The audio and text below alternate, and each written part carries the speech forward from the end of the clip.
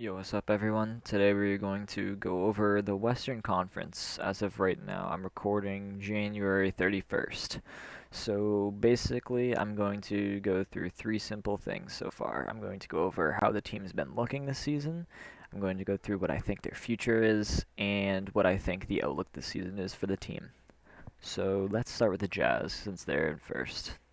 So the Jazz, they have their two stars in Donovan Mitchell and Rudy Gobert, that's for sure. I think they also have a lot of solid players like Mike Conley, Joe Ingles, Jordan Clarkson, Bojan, but they don't really have that third star that I think they need to propel them further. They've had a really solid start to the season, going, what's their record? 15 and 4, which is first in the West, which is I'm honestly surprised by. So the future for the Jazz, I think it's really good because they have Rudy Gobert for 5 years. They're gonna have Donovan Mitchell. I just think that the only thing they need is a third guy that can score a lot. They just need that third like solid player that can score a lot, and I think they're gonna have a very bright future. So the outlook this season for the Jazz, I mean they've started phenomenal, but I don't think they'll stay this way the entire time. I fully expect them to drop down, but there's no way Donovan Mitchell and Rudy Gobert are gonna miss the playoffs. I still think they'll be around a middle seed, but I don't see them finishing as like a top three seed. I see them falling between 4 and like 7-ish. All right, next team we got are the Clippers. The Clippers, they didn't really have a good or bad offseason, I'd say, losing Montrez. But they did get Serge Ibaka, and they also got a pretty good shooter in Luke Kennard, which I think is really good for them. They no longer have Doc Rivers. They picked up Ty Lue, which we'll see how that works in the playoffs. I'm not sure if it's good or bad, to be honest with you, but we'll see. The Clippers definitely have potential to make it far, definitely further than last season.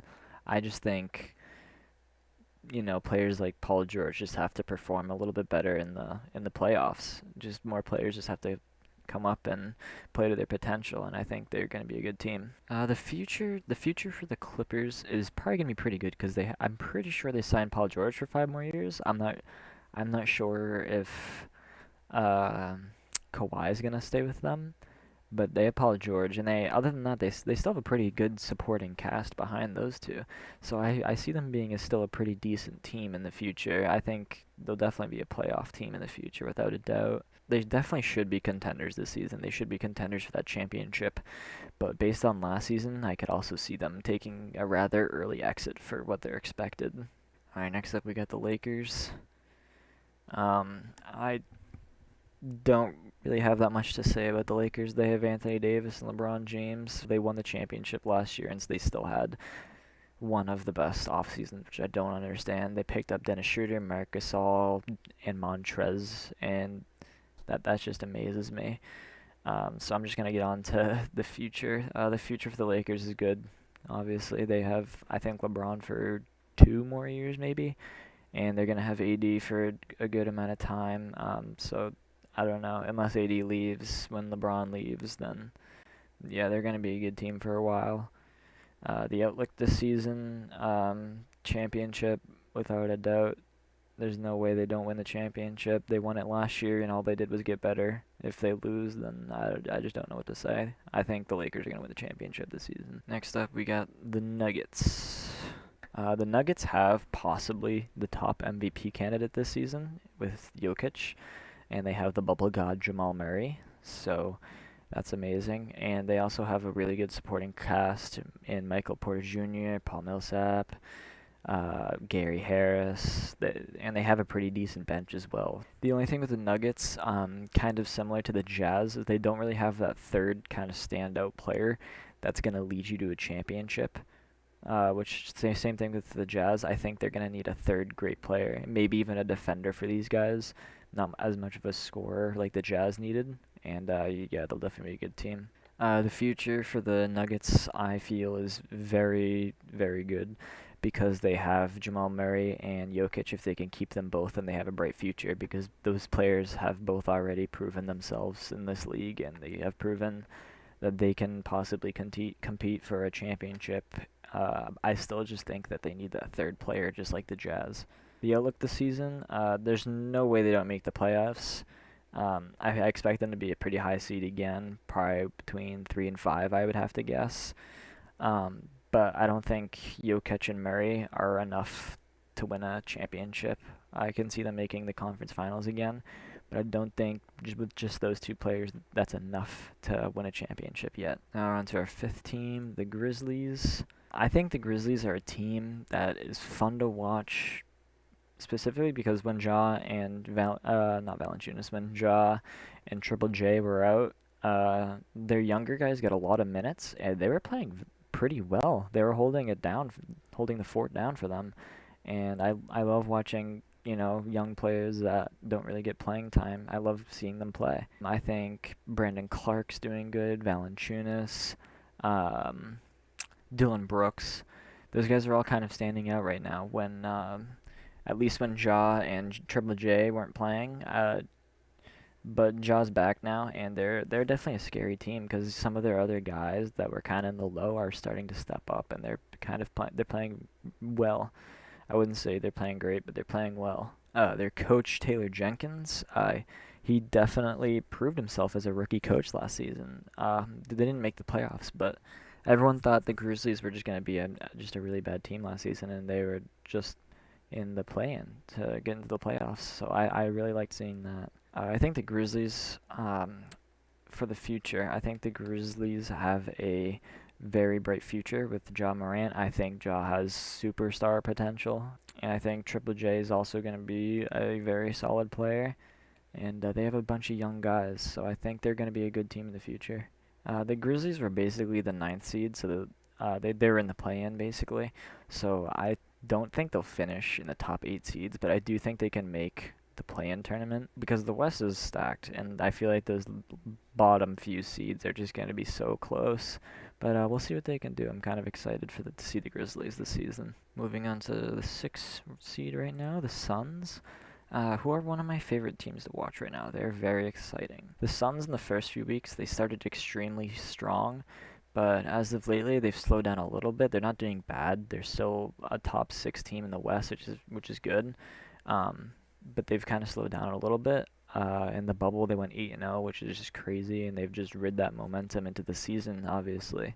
I think the Suns are one of the most well-rounded teams in the NBA right now, and I also think they're one of, if not the most underrated team in the NBA. I think they have a perfect mix with defense. You got Mikal Bridges, who's just nuts. He's doing really good this season, improving a lot. Chris Paul, who's also playing good.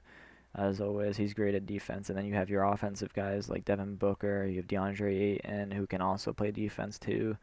And I like Cam Johnson. I think Cam Johnson is underrated as hell. I think he could become like a Klay Thompson, honestly, in the future. I think he's really underrated.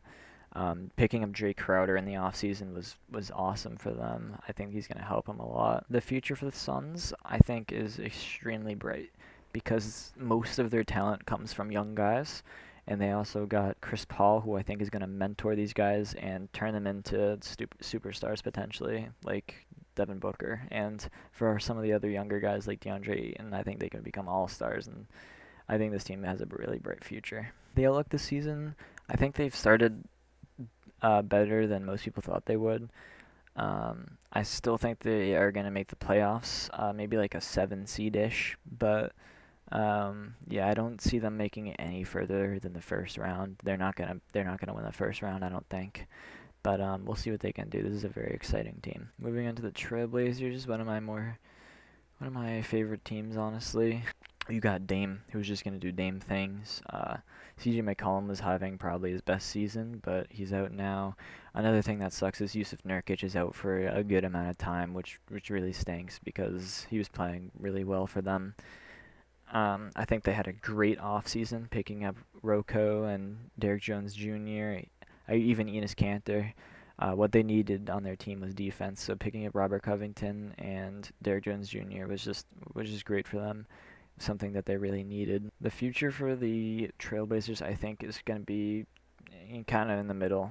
They're kind of stay at where they've been for a while. They'll just be like one of those later seeds because they'll have Dame, but he's getting kind of older. They'll have CJ. He's not getting that old, but You have both of them, but they don't really have any young talent really that I see. Anthony Simons, he's pretty good, but other than that, they don't really have a ton of young talent.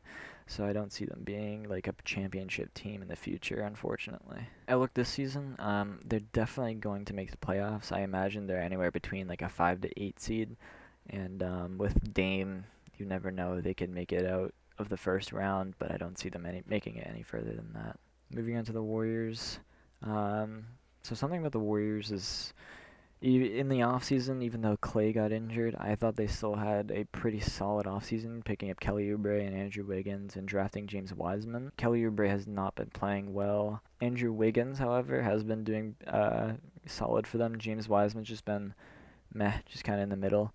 Not great, not bad. And Steph Curry's going to do Steph Curry things. He's just going to be himself. The future for the Warriors, it's really hard to say because they have Steph, they have Clay.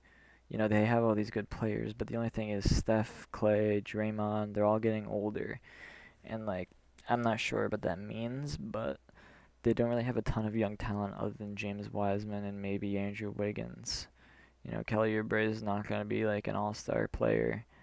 It's really hard to say, but I imagine at least for the next few years, they're still going to be a good team. The outlook this season, they should definitely make the playoffs, but I expect it to be at a lower seed. And you never know with Steph on your team. I mean, they could do anything in the playoffs. I don't think they can win the championship, but I think they could potentially even make it to the Eastern Conference Finals just because of, it's the Warriors. They can do whatever they want in the playoffs. Now we're on to the ninth seed, the Spurs, and the Spurs are having what I would consider a great start to the season. I know they're only 11-9, and they're the ninth seed right now, but everyone expected them to be bottom of the barrel this season, and they're proving that they could actually become maybe even a playoff team this season. You have their younger guys, DeJounte Murray, you have Keldon Johnson, Lonnie Walker. They're all playing pretty well this season, and even their vets and DeMar DeRozan and LaMarcus Aldridge are doing all right. Well, DeMar is actually doing great. Another thing is the Spurs have Greg Popovich, so with Greg Popovich, a team can become, what they are. They're at the bottom, and they're proving that they can be, a decent team. No one expected them to be good. With Greg Popovich, he can turn these guys into really good players. The future, I think the Spurs potentially have a great future because they have a bunch of young guys who are playing very well, or not very well, but they're playing good so far throughout the season. And hopefully those older guys and DeMar DeRozan and Marcus Aldridge can kind of mentor those guys to make them great. Outlook this season, I actually think the Spurs have a chance at making the play-in tournament. I don't think they can actually make the top 8 seeds, but I do think they can make the play-in tournament. And we'll see what they can do after that, but nothing else than that. I don't think they can make. They're not gonna win a first round or anything like that. Moving on to our 10th team, we have the Houston Rockets, who've been very active this season and off season. Their team has changed a ton. Now that Harden and Westbrook are gone, this team is basically just starting fresh. I think this team's definitely going to have a lot of work to do, build up some chemistry, but I do think they have a lot of talent. I think picking up Victor Oladipo was really solid. They didn't really have defense before him. Christian Wood is a potential most improved player candidate. John Wall is about the same. He's doing pretty well. Most people thought he wasn't going to be good, but other than that, Bogey's playing all right. Eric Gordon's playing all right, but they're getting older. And other than that, they really don't have that much. The future, I don't really think is great for the Rockets. They don't really have any picks, any future picks, and they don't have a ton of young talent because, like I said, like Christian Wood, I guess, but he's 25, so he's not really that young, but they don't really have any young talent or like that star player. So I don't think the future is very bright for them. I think the outlook for the season, I think the Rockets can definitely still make the playoffs, especially with that play-in tournament. I think they have enough talent on their team. They just don't have enough chemistry just yet. Now we're into the Thunder, and the Thunder are having what I would consider one of the most surprising start to the season so far. I thought without a doubt they were going to be the worst team in the West, but they're proving that they can. They're not the worst. They're not good, but they're not the worst. They're proving that. I know they don't have a winning record, or they're in the 10th seed right now, but I love seeing players that I've never even seen or heard of before play and actually do kind of well. I think, you know, they don't really have any standout players other than Shea. Lou Dort isn't that standout. George Hill, no. Trevor Ariza, no. Al Horford, definitely not. He's too old and he has too big of a contract. Even though they got worse as a team, they had a great offseason because they just got more picks stacked onto how many picks they already had. They have so many. They definitely have the most picks in the NBA currently. Future, I think for the future for the Thunder is very good just because of how many picks they have, and they have, Shea, who's very young and has proven he could be a star player. Um, but anyway, with how many picks they have, they're definitely gonna be a good team in the future. Outlook this season, they might be able to sneak into the play-in tournament, but I don't really see it happening. They're gonna have to play at around the same pace, but in the West, it's gonna be really tough for them. If you can't, just play your younger guys. These guys are doing actually pretty well for you.